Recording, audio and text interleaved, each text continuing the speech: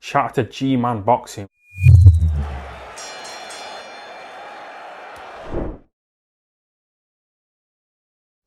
Before we start midweek report, just have a look there on screen. That was from last night. Lastminute.com, if ever I heard it. John, good mate of mine from Love Boxing TV, messaged me. He was stuck. Kaya, who's they're like, the dynamic duo. He had issues, asked me to come on, help host his live stream. I did. You want to go have a listen? It was we had good fun for that hour. We were mainly chatting about Brookcan, which we'll talk about in this video. But we had good fun talking there. So if you could, leave a link to that in the description. Also pin John and Kaya's channel in the comment section. If you could, lads, go over, give them a like. They're great lads. And they're great lads, great chemistry. And yeah, you will have a lot of fun over there. Let's get into this video. Alright, people. Midweek report time. And there is a lot to report on. There is a lot of things we have to talk about. AJ Usyk, Kambosos versus Lomachenko. There's a lot of other things as well. Talk a bit more about Amir Khan, Kell Brook. There's a lot of good things to talk about. So I think we should start with the news that only recently broke in the last day, which is Vasyl Lomachenko reportedly, now it's reported that it's looking likely at this stage that he, that he may very well be next for George Kambosos. I believe the WBO have now named him as mandatory challenger and have actually ordered this fight to take place, so it would go down as a mandatory. It's being reported from ESPN here that Vasyl Lomachenko has agreed his side, and I'm seeing other reports saying he's actually signed for this, a potential deal to fight George Kambosos Jr. on the 5th of June in Australia. Kambosos is yet to agree. It's claimed the deal offers Kambosos a rematch clause for a second fight in Australia if Kambosos loses. Now bear in mind, this would be a mandatory defence for George Kambosos, all titles be on the line as well. But obviously Lomachenko wants to get this fight made. He wants to become a champion again. I've heard as well that he's also taken a bit of a hit in the purse for this fight, so he's not going to make as much money as potentially he could have. He's kind of accepting the fact that, right, Kambosos has the belts. I want the belts. I'm willing to, have a rematch clause, take a bit of a hit in the pocket. He'll still make good money, but probably not as much as he would have done had it been, say like a Devin Haney or someone like that potentially. So Lomachenko wants this fight to happen. I like this fight. I do. I think it's an excellent fight. I think that it kind of, for me, it's a bit of a no-brainer if you're George Kambosos Jr. And I'll tell you this why, right? You say you fight Devin Haney, right? Now, personally, I think that Lomachenko would beat George Kambosos Jr. I think that Lomachenko, it's like the hunger. I don't say he ever lost the hunger per se, but it's almost as if he's been champion for so long, he's relishing being a contender again. Does that kind of make sense? That like in his last two performances against Nakatani and against Richard Comey, I'm aware that neither guy you would say would be on the level of, a Teofimo Lopez or someone like that. But nevertheless, they're still good fighters, and they've given, Comey didn't really give Lopez issues, but Nakatani certainly did. Nakatani is a good fighter, and Lomachenko handled him with ease. Like really, I mean, you compare how Teofimo Lopez did against Nakatani to Lomachenko, it's night and day. Lomachenko looked brilliant against Nakatani, and likewise against Richard Comey, he looked very good as well. So as I said, it's like Lomachenko, it's like he's relishing this new opportunity to be the hunter as opposed to being the hunted. And I think he'd beat George Kambosos Jr. And I think if you're Kambosos, losing to Lomachenko, it doesn't look as bad as losing to Devin Haney. That's not to say Devin Haney's not a good fighter, he is. But I think if you're Kambosos Jr., if you lose to Lomachenko, or let's say you fight Lomachenko next, you lose to him, you have a rematch, right? But you've lost to one of the best fighters of this generation, still an absolutely phenomenal world level fighter, and there's a coming back from that. Whereas if you lose to Devin Haney, not to say Devin Haney's not a good fighter, he is, but you've lost to a 23-year-old whose best win is against Jorge Linares, no disrespect to him, an older Jorge Linares, in a fight in which he was rocked. And that, I think, would make people kind of look at him and think, you got the win over Lopez, but straight away you lose to Devin Haney. I don't know. Whereas you lose to Lomachenko, I'm sure most people would say, Loma's just cut from a different crop. I mean, like, most people lose to him. So I reckon, I don't really give him a pass, but I reckon they'd be able to kind of, it wouldn't hurt their stock as much as losing to Devin Haney. Now, Devin Haney still insists he's trying to get this fight made. He insists he's willing to take the exact same deal that Lomachenko has in place. He's reportedly agreed to it in order to secure himself a fight with Kambosos Jr. So it seems to me as though Kambosos at this stage is the guy who can make the decision. So if it's a case of Lomachenko or Haney, it almost seems at this stage Devin Haney could turn around and say, do you know what, I quite fancy fighting Devin Haney next. I might fight him instead. Or I want to be Teofimo Lopez beat him. I reckon I can beat him. And to be honest with you, although I'd be picking Lomachenko over Kambosos Jr., stylistically I could see that fight being very entertaining. I can see those styles matching together very well. The only issue I have for Lomachenko is that this fight's stayed in Australia. I just know from Lomachenko, him and Alexander Usyk, I believe it's the... Oh, correct me if I'm wrong. Is it the... No. It's an Eastern Orthodox church. Is it Ukrainian or Russian? Eastern. I think it's Ukrainian, the Orthodox church there. And I know Usyk he's devout to his faith. And, or same as, sorry, I should say Lomachenko. Both him and Usyk are very devout to their faith. And I just wonder, is the Foghorn Leghorn getting into Australia going to be an issue? Is that going to be an issue? Because we saw what happened with Djokovic. I know they've given exemptions to other people in the past with that, but the Djokovic was a real high profile. I wonder. I don't know if they do the same to Lomachenko, if that was the case, trying to get into Australia, because yes, it's a big high profile, it's a big event, and I don't know if it would have quite the world's eyes as the Australian Open did with Novak Djokovic. So I just wonder about that.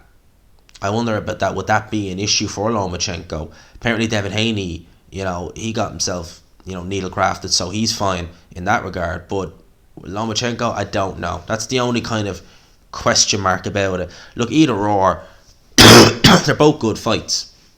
But Lomachenko, I'd like to see Lomachenko. Excuse me, can't shake this goddamn cough. I'd still like to see Lomachenko in there with Kambosos. As I said, I think it could be a great fight. We'll just need to watch the space with that. If it goes off without any hitch, I'd pick Lomachenko to win the fight. I definitely would. I'd be picking Lomachenko to win the fight.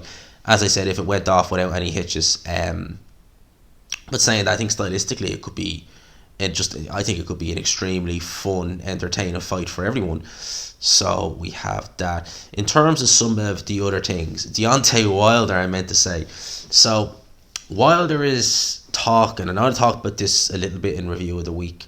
But Wilder, I'm thinking about this more. If he goes and sees a guy about ayahuasca and maybe has an experience and decides, do you know what, I'm going to have one more fight, who would he fight? Do you think Wilder should have one more fight? Do you think? Because I like Wilder as a fighter. I think as a person, he's just out there. It's really deluded. But as a fighter, I mean, you won't get much more. Like, Wilder cannot be in a boring fight, if you think about it. When have you ever watched a Wilder fight and been bored? Even when there's a lull in the action, you're always wondering, that split second, boom, could it be over? Now, Deontay Wilder coming back from those two Fury defeats, and they were bad defeats, you could say he's never taken much of a beating in his career, apart from those two, but they were bad beatings, especially the third fight. Like, in that third fight, although we had more success in the third fight than he did in the rematch, he was down several times. He took so many flush shots from Tyson Fury. He broke his hand, and he's broke that before, but still, it's the fact that it keeps reoccurring. I mean, definitely 100% would have had a concussion, as well as the damage to his head and body. I just wonder how much is that taken out of him, and would Deontay Wilder, if you put him in there with someone like Andy Ruiz right now, how would he fare? If he had one more fight against maybe someone, maybe not even on, maybe he already fought Areola, but that's maybe a poor choice. But kind of someone in around that level, yeah, one more fight with someone like that would be all right. But if you're talking about top fighters, I don't know if Wilder has it in him anymore after those two Fury fights. Because again, you got to think of the punishment. I remember Chris Andre said it. it's akin to a car crash. Literally, when you look at what he took, especially in the third fight, it is akin to being in a car crash. So he'll need a while out of the ring. He's going to obviously see his guy about ayahuasca and try that. I mean, again, you need to be in a good, solid mind from what I've read to do that. And it's not always the first time that you'll get your preferred result. It might need to be a case of kind of trying it a few times. As I said, I've never taken ayahuasca or any hallucinogenic drug for that matter. It's not something I'd really ever consider, but I know about it. So I'll wait and see what Deontay Wilder does from there. Like that, part of me would like to see him have one more fight because I do enjoy watching him. But at the same time, I don't want to see a fighter get hurt, and I don't want to see a fighter in 5 years' time. You look and you say, that one extra fight, was that the difference between him talking with a bit of a slur and him talking clear? I don't really like seeing that. In terms of some of the other news that we have here, Eddie Hearn, he's at the top of a helipad here. It's in Dubai, I can't pronounce that, Burj Al Ahir, in Dubai, in the UAE. It's revealed that last week that this was a meeting. He was get involved in a meeting around the world to discuss potential sites to host AJ versus Usyk, the rematch in May. Now, obviously, Saudi Arabia was where the Ruiz fight was. Dubai, obviously there's money there. If they put that fight on there, look, it wouldn't. I'd say for AJ Usyk the rematch. I'm sure Eddie Hearn would ideally like to put it on in the UK, but he wanted to put the Ruiz rematch on in the UK originally. Remember when the interviews he gave with IFL subsequently after Ruiz beat AJ back in MSG, he said he wants to do it in the UK. The minute the Saudis came and opened their checkbook, Eddie Hearn was like, we'll do this fight in Saudi. And it was actually it wasn't as lively as it would be in the UK. There's several reasons for that. I mean, I think the lack of alcohol, I'm not someone who would promote alcohol too much, but normally that's what gets the guys a bit more lively. But it was still, I didn't mind. I thought it was a nice little atmosphere, alright, in Saudi Arabia. It was handy because the time difference was not so bad, so it was over by about 9 o'clock here in the evening, which was nice. We'll go out straight after. So we'll watch the space. I'm sure if Eddie Hearn is offered an amount of money, he'd just look at that, and probably same with AJ and same with Usyk. I'm sure they'd say yeah, we'll fight out there for X amount of money. So we'll wait and see. As terms of May, they were talking about March, they were talking about April, and they were talking about May. Wouldn't be surprised if it happens in June. As I said, it just gives AJ, because he still hasn't announced the trainer, still not even hinted at it yet. That gives him more time to get acclimatized with his new trainer, whoever he may be. And the longer this goes, the better it is for AJ in terms of being able to get accustomed to his new trainer, his new environment. I still think it's a bit too soon. It takes normally about 2 or 3 fights, maybe 18 months, sometimes more, to fully get in tune with your new trainer, new surrounding, new environment, etc. But look, I mean, you got to try anything at this stage. In terms of other news, Triple G has stated that he is hoping his IBF-WBA unification with Murata is going to be rescheduled for early April in Japan, and they should be announcing that soon. It's interesting. I seen something about Demetrius Andre and Zach Parker. Where was that? Oh yeah, the WBO have ordered purse bids for Zach Parker versus Demetrius Andre. Demetrius Andre Matchroom, Zach Parker Queensbury. Last purse bid was won by Frank Warren. Who will bid for this one? Could Triller come in and bid something? We know they've done that in the past. Who will take that one? I wonder, the step on... Frank Warren seems to have a new spring in his step, doesn't he? Since he won that purse bid over Dillian White. And he seems to be changing it up things, because he actually made a signing today, and this is strange for Frank Warren.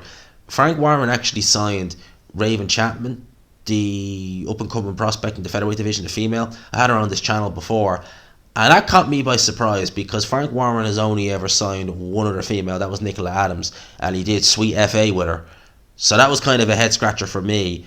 But Frank Warren, new lease of life, old man fish eyes. He's looking to get into all. Ever since he won the purse bid, he's trying everything now. So that's Frank Warren. I'd say with that purse bid, you wouldn't be talking about anything near the numbers, but it wouldn't shock me if Eddie Hearn put in a good bid for that. Wouldn't shock me at all. Zach Parker's fought on Matchroom cards before. He fought that what was it, Rowan Murdoch in that actual WBO Eliminator originally back in 2020. That was on a Matchroom show. I think that was on the Kell Brook undercard in Sheffield when Kell Brook fought Mark DeLuca. And I think that was, no, or was that on the Carol Quigg undercard? It was one of them two. I know it was just before you know what's happened, and it was either on one of them two cards. In terms of other news, Sky have announced a new show coming up in March the 26th at the Wembley Arena in London. Richard Riakporhe will face Fabio Churchi. I think he's I think I've seen him before. I think he fought Tommy McCarthy a while back. I think that might have been on, I think that was 2019. It was on one of them DAZN Italy shows. I think that was for European title. I think it might have been. So I've seen him before, and obviously common opponent will be McCarthy. Obviously Churchi, I was probably saying that name wrong, he lost to McCarthy. Riakporhe stopped McCarthy. That was a McCarthy, Tommy McCarthy, who wasn't quite, I don't want to say wasn't focused. He was, but he's in a much better place nowadays with Pete Taylor than he was a couple of years ago. So be interesting fight now between McCarthy and Richard Riakporhe. But I think McCarthy is fighting on DAZN, so I don't know if we'll see that anytime soon. In all honesty, it seems to me the fight that looks logical for McCarthy next is the Dylan Smith rematch. I wouldn't be surprised if we see that actually at some stage. So we have that. Let's see, do we have any other news? Oh yeah, now this one here, before I'll finish it up with Amir Khan, Kell Brook, but this one I found very interesting. As one fighter leaves Eddie Reynoso, another fighter looks set to join him. So obviously we know Ryan Garcia has left Eddie Reynoso, or they've split, and he's gone to Goosen.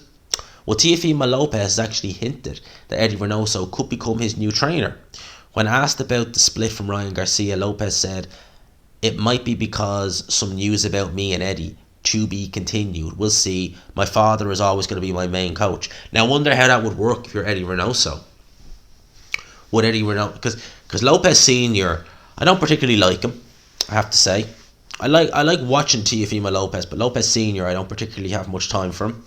And he's just a mouth. I mean, listen to him in the corner when, like, the Kambosos fight is just a prime example. For 12 rounds, just knock him out. How'd that work for you? Didn't work. I wonder how would they get on in the corner if you've Eddie Reynoso, who's looking to get a game plan set up, is probably not used to having someone, the kind of guy like Teofimo Senior in the corner. I wonder how that would work. In terms of Teofimo and Eddie Reynoso, be interesting. Certainly, I think that might actually. Eddie Reynoso's a good trainer. I think that might actually work out nice. I think, was it Joey Gamache who was in the corner for Teofimo Lopez in the only Lomachenko fight? I think Joey Gamache, that was a very good little matchup. But watch the space. It never hurts to try new things. And obviously Eddie Reynoso, the work he's done with Canelo speaks for itself. So let's watch the space with that. In terms of everything else, we are days away. Amir Khan, Kell Brook. I've been thinking about this fight. I'm not changing my pick. I'm still going with Amir Khan by late stoppage. But someone commented on one of my videos, I think it was actually on the preview, and they said that the rehydration clause that they're hearing is that Kell Brook can weigh no more than 163 pounds 3 hours before the fight.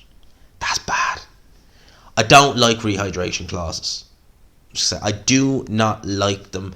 I don't think they have a place in boxing. The only thing I can kind of give a pass to is the IBF, because I think that, okay, fair enough, they're not monitoring you throughout the day. It's £10. I do think 10% is probably a better one, because £10 could be, for someone who's 105 pounds, adding on £10 is different to someone who's 175 pounds. It's very different.